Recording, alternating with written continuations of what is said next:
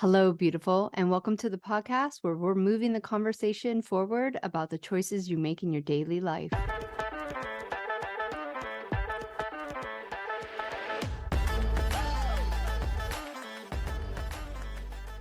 I'm your host, Monica Cox, and I'm here right alongside of you, learning, growing, observing, and trying to make better choices consciously and subconsciously. Together, we're going to become better versions of ourselves and have raw, honest, open conversations about the things that truly affect our lives. And maybe, just maybe, finally get to a place where everyone else's BS doesn't trigger us.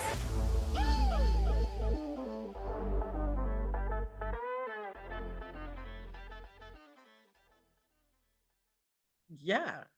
And that's where, like I was saying, it's a sad day when something that's supposed to be helping you becomes a hindrance. Yep. And yeah, like I've said it on this podcast before. Like, if you are here, if you are listening to this podcast, it's because you chose to have to deal with freaking duality. And Kim just laid out the fundamental duality, the biggest duality we are ever going to have to experience here in the life you're living.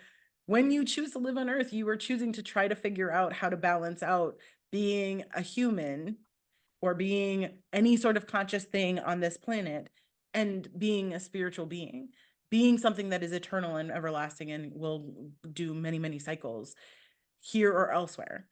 And that is a really hard thing. That's a really hard thing. There's a lot of spiritual teachers that lose their way, that lose the ability to discern the fact that they have chosen a physical life. Now, a lot of in the past, right? Like when we look at like thousands of years past, right? Millennia past, beings that were like the Christed beings, the ones that reached this higher level, right? They didn't live that long. Jesus died at 33. Like, you didn't have a whole lot of time to have to worry about that. You know what I mean? And so like the very little time that these types of figures existed on the planet, they did sound crazy. They did sound crazy. And I would even argue that's happening today, right? Like people who are truth talkers get silent really quick, whether mostly by death, right? And that's exactly what happened to Jesus. They were like, absolutely not. You're not spreading that shit because that's the truth, So for me, obviously it comes back to choices, right? You're making choices, but where are those choices coming from? Are they coming from the outside? Because obviously, going back to why this conversation happened, she stepped out of her power. She did not use her discernment. Yeah. She let other people convince her this was the right course of action. And let's just face it, we've all been there, right? Like, I ain't judging her. No. I've been in that 100%. room, right? Yeah. And so I feel like that's one of the masteries that we're here to learn, is that discernment within ourselves. When the world around you is literally giving you all these tangible things, all these signs, and you can sit in yourself and go, nope, that's not right for me. That doesn't feel right. Thank you for your counsel, but that does not feel right to me. And I think you're able to do that when you keep doing that inner work and release all the subconscious patterns that are controlling you in the first place. Yeah, and being able to recognize, I think discernment is a very big word that gets thrown around a lot, but isn't actually practiced a lot.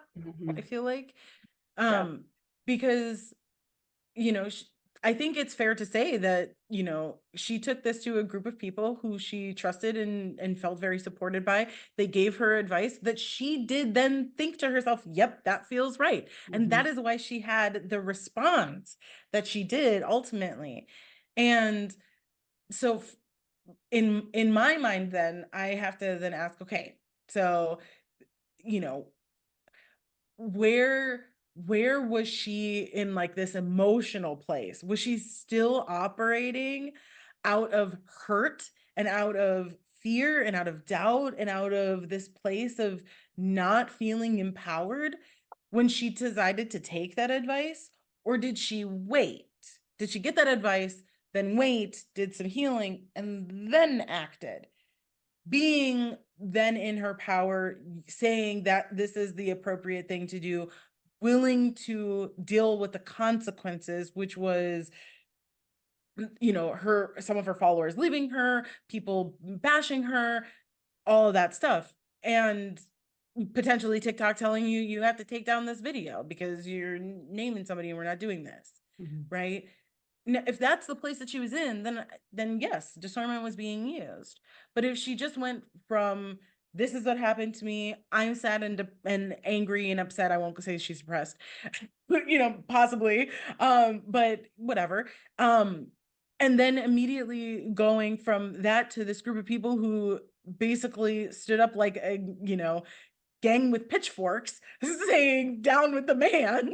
Also, you know, there's a whole other like factors. There's a couple of factors that we haven't brought in, was the fact that there's like this gender play, right? With her being a female, him being a male, the color, you know, she's a woman of minority, he's a white man, you know, a whole other aspect. And she right? mentioned that in one of her clips. She mentioned racism in it. And I thought that was very interesting. Yeah. Right. And then going and doing this where she's outputting this, I would say then discernment probably not at play. Probably not at play. You can't have discernment when you're operating out of emotion like that. Yeah. But like that's the thing, is to me, is I think like that's the space, it's like we're never going to know, right? Like we're never going to know what her process was. And I guess like for somebody that's listening to this, and like even for ourselves, I think this is why, sure, taking this thought, this belief that she had to a safe group of people who are essentially are on your side, who understand it, like that's great. But that's also like herd mentality automatically. You're stepping into a circle who holds the same belief systems as you. So like that's where for me, it's like everything that I do in my life and in my business and just like who I am, I don't ever just get one side. I don't want one particular group's thought process. I actually want several, right? Like I actually want several people to say to me, yeah, this is great. This is great. Actually, girl, you're fucking crazy. Don't do that. Don't do that. You're going to screw yourself over, right? Like I would much rather talk to a biased party who's going to poke holes in my shit so that I can make a better, more educated, more in touch, truthful decision for myself, versus like just choosing the companion who says we hold the same beliefs. Like go out there and like stand up on the cross for the rest of us. And like my husband says, it's like, no, bitch, we need the wood. Come on down, get off the cross. You know? Yeah.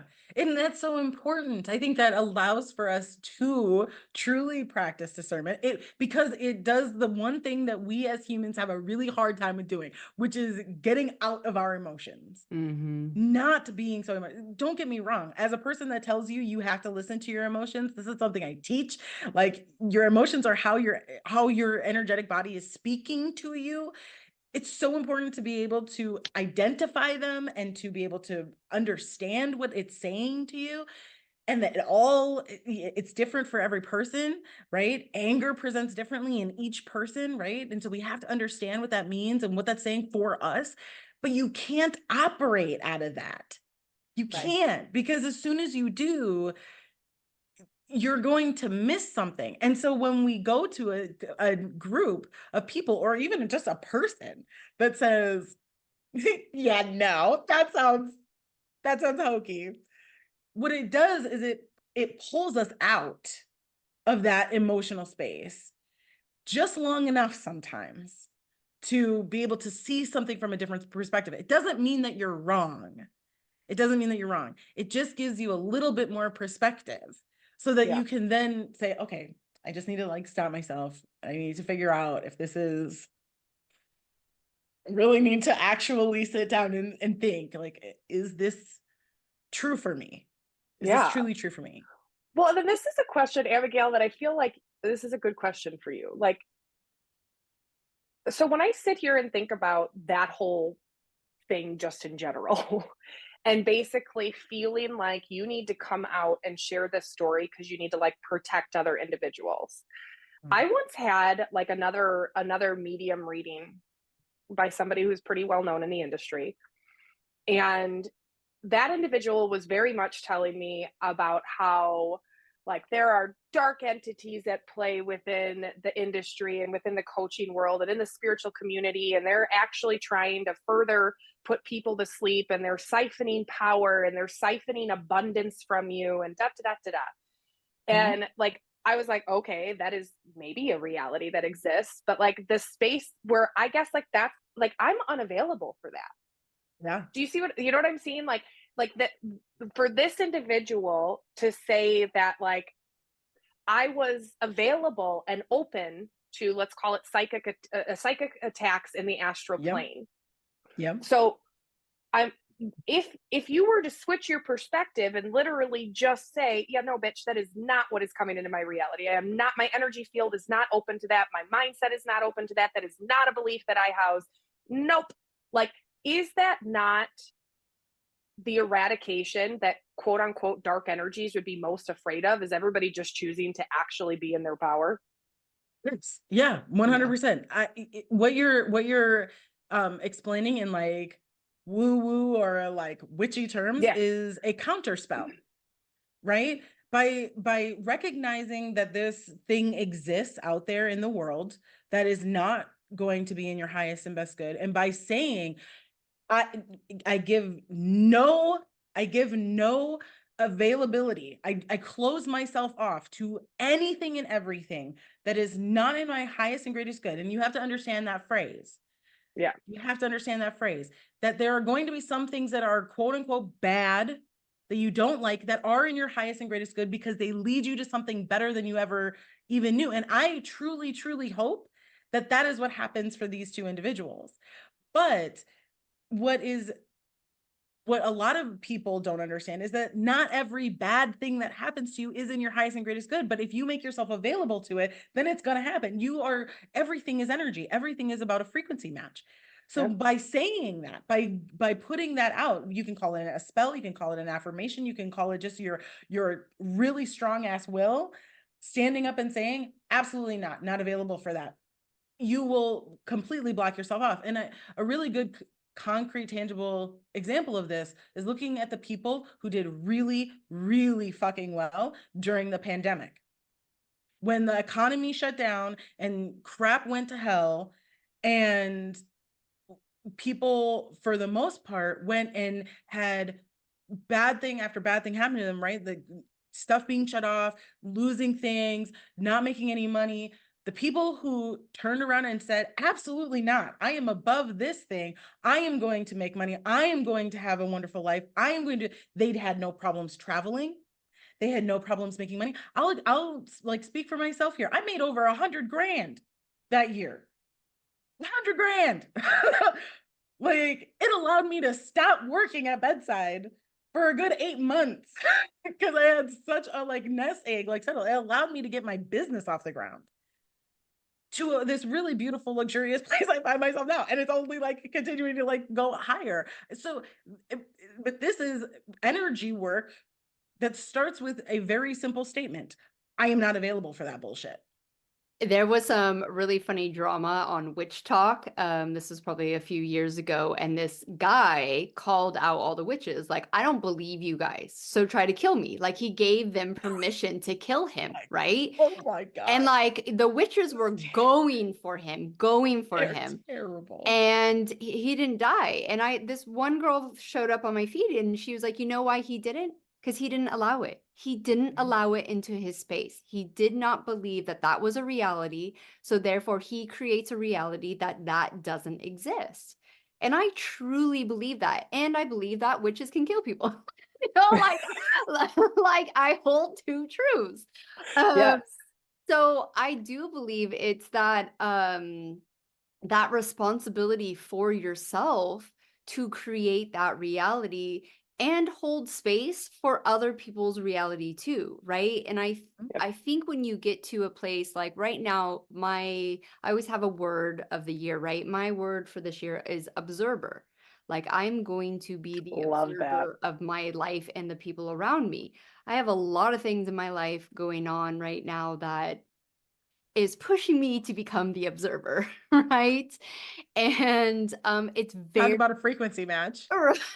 yeah, like, all right, you want to be an observer? Here you go. And it's so interesting to start moving, and I'm not perfect in it. Like, don't get me wrong, I'm not on my high horse here, but it is very interesting to be even able to be at a place where I can take moments and go, isn't that interesting? Where 5 years ago, I would have been popping off on social media, right? And just being able to have that like evolve is pretty amazing. And everyone can do that for themselves. And, you create your reality. I just full-heartedly believe that. So when people are saying like, Jesus is my savior and this is the only way, like, I believe you. I believe that is your reality. I believe you and you are right. And, on the other spectrum as well. But it's very interesting to watch. And this is something that I had to learn. I always, maybe this was like and still is maybe a subconscious belief that, people are just like, you're there. You're on like Mario level 15 and I'm only on Mario level 2. So therefore you're just like, You're a mom of boys. right? Like you're just going to be perfect. You're going to be like Princess Peaches. I'm like, oh fuck, how'd you get eaten? Like you're on, like, how'd you get to level 15 and not know that?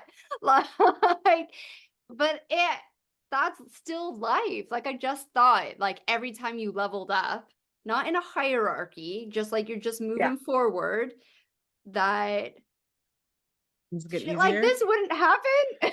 No, like, I guess gosh, not. no. Every time you up level, there's more shit to be had. Yeah. It's just different. It's a different frequency. Like honestly, like part of what I recognized as I was like listening to her story, I was like, you know what? You're dealing with this like higher level stuff that only a small section of the population currently is going to understand and believe to be real, because you've reached a level or you're being tested into a level that matches that from a light perspective. Like there's always three sides to the triangle. There's the light, the dark, and the neutral. And so if you're rising in the light, the dark is going to rise.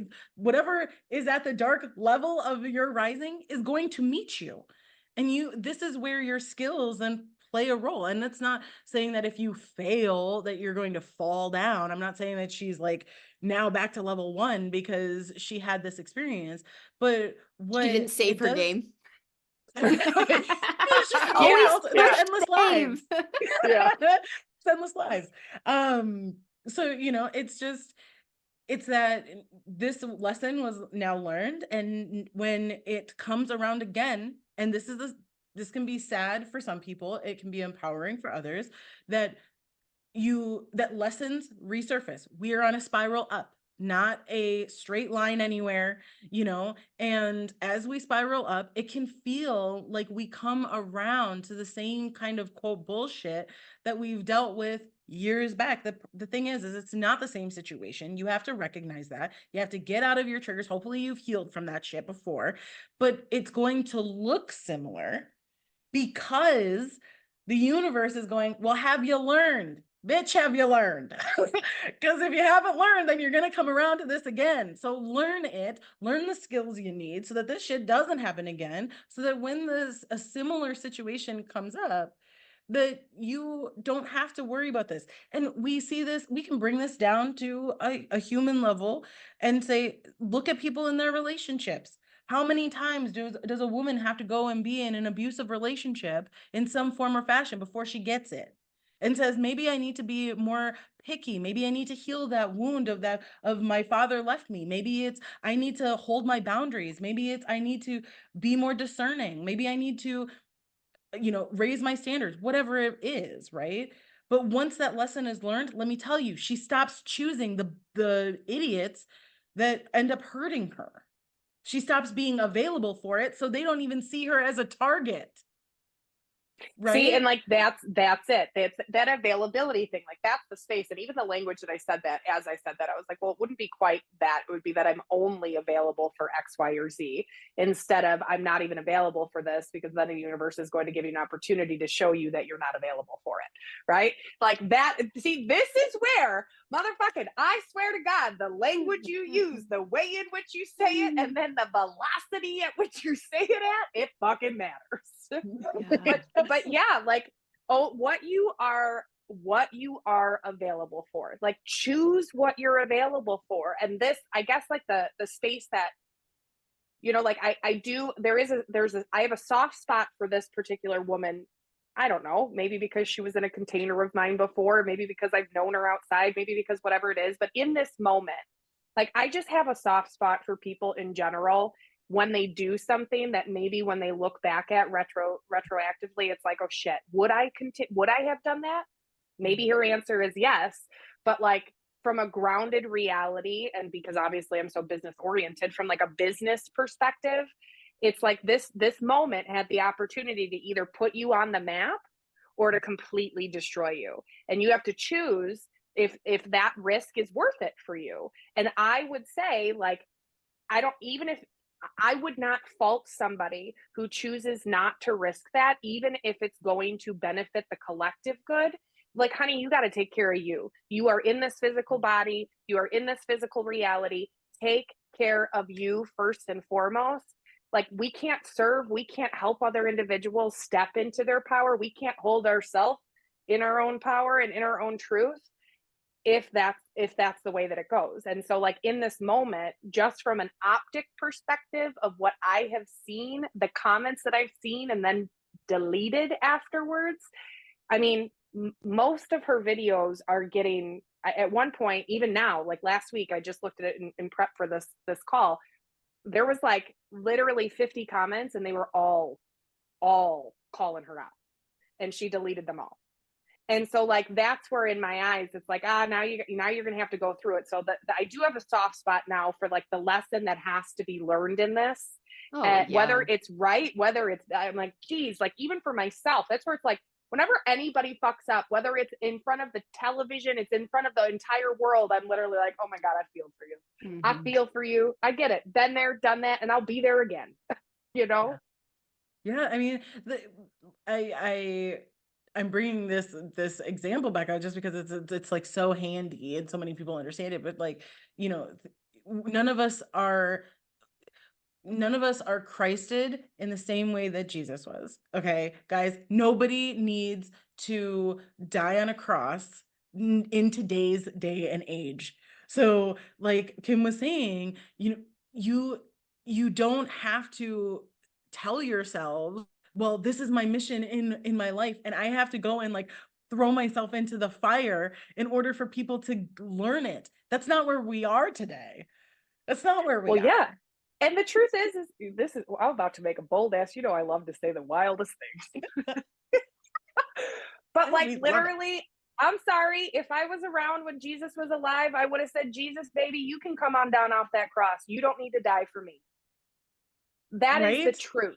That is like, see, that's where it's like, I am a fan of the Jesus in the sense of the spiritual language, and in the human language, I'm not really into the religious aspect at all. But like, even that, like, I still, even in my own head, I can't wrap around the idea that somebody had to get put on a cross to save us all. That's a pretty narcissistic thought process.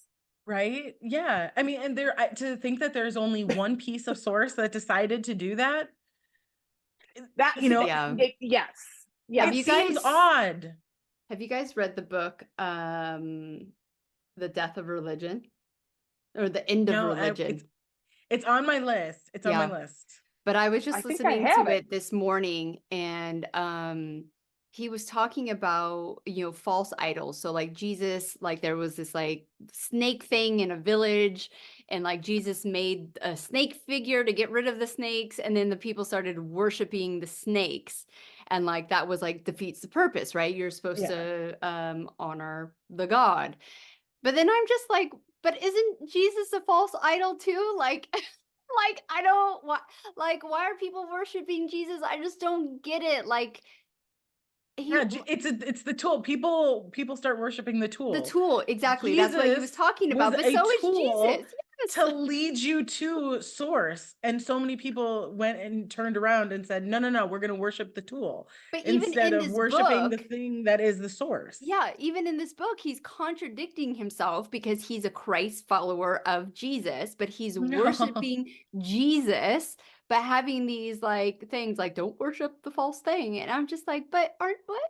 I Like, just I know Googled I'm not it. this like I know I'm not the smartest person in the room, but isn't that what you're doing with Jesus? Right in this moment. I just Googled because I wanted to make sure. I did read that book, and he's a mega church pastor in Canada. Oh, He is wrote he? that book. Yes. He's a mega Woof. church pastor in Canada that wrote that book.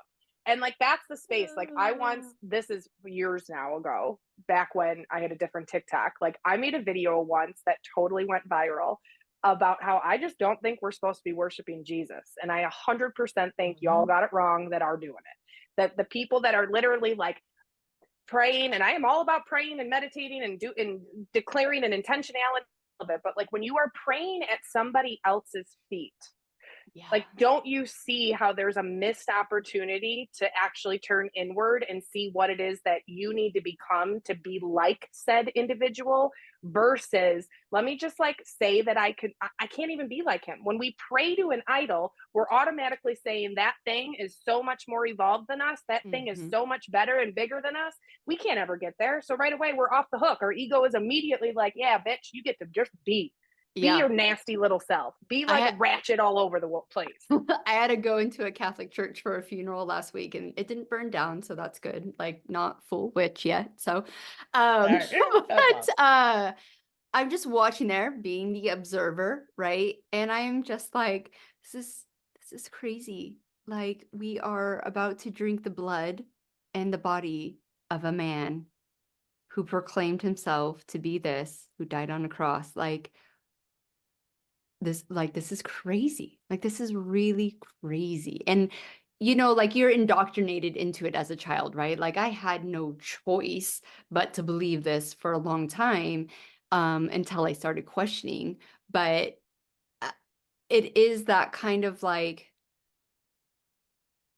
for me, it's the same as, I know you don't like this term, the spiritual psychosis, where you get so ingrained that this is the way and this is what it's going to be and this is the belief system that you're not able to just take a look around and go, can we have some questions? Can we have a Q&A session right now?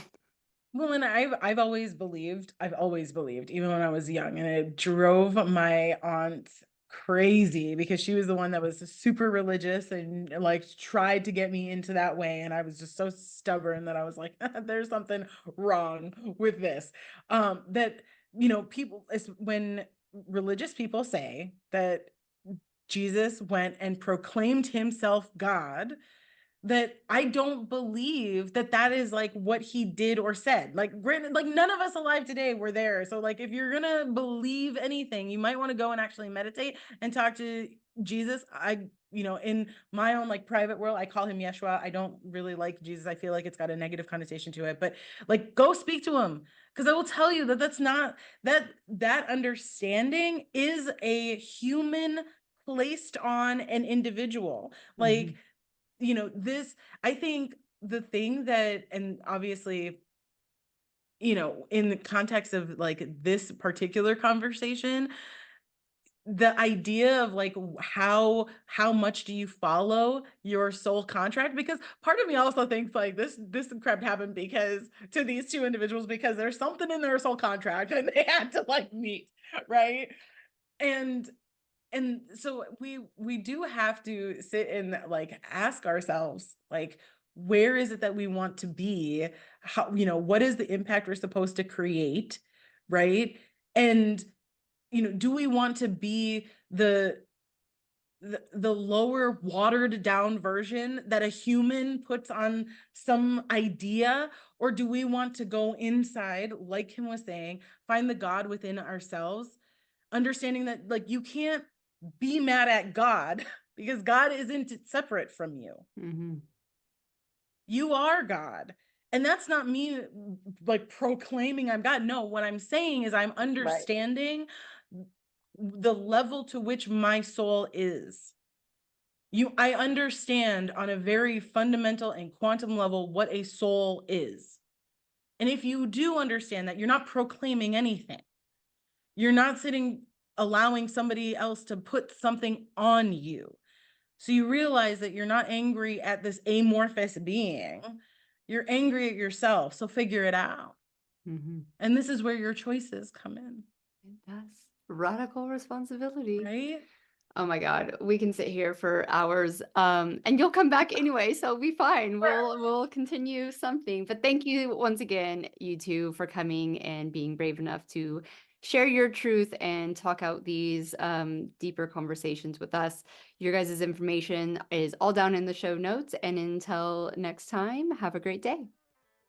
Thank you so much again for joining us here on Choices.